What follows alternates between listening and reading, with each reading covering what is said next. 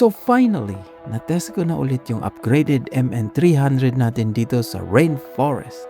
And honestly, may mga bagay na nag-work pero may isang problema na lumabas.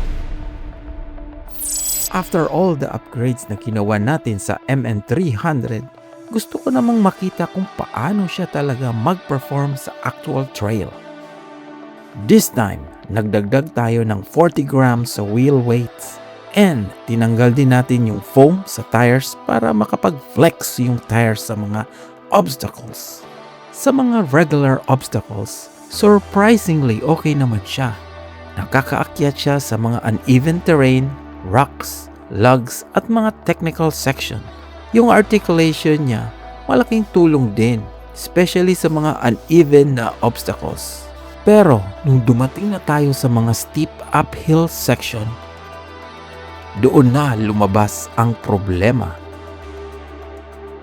Kahit may dagdag na weight, nagsisimula pa rin dumulas yung tires. Kapag binigyan ko ng throttle, umiikot lang yung tires pero hindi na siya maka-forward. So mukhang hindi naman power yung problema natin.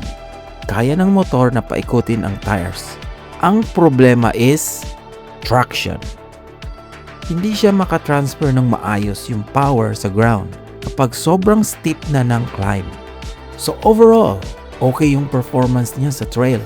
Pero kung steep uphill yung pag-uusapan, doon na talaga siya nahihirapan. Yung wheel weights and removing the foam help in some situation. Pero hindi pa rin enough para makuha natin yung grip na kailangan. And luckily, may bago tayong tires na dumating. 90mm siya and mas soft yung rubber compared sa current tires natin. So sa next test, malalaman natin kung tires nga ba talaga yung kulang sa setup natin. For now, masasabi ko na capable talaga yung MN300 sa trail. Pero kung gusto nating umakyat na mas steep na obstacle, kailangan pa natin na mas magandang grip. So that's it for this test and see you on the next episode.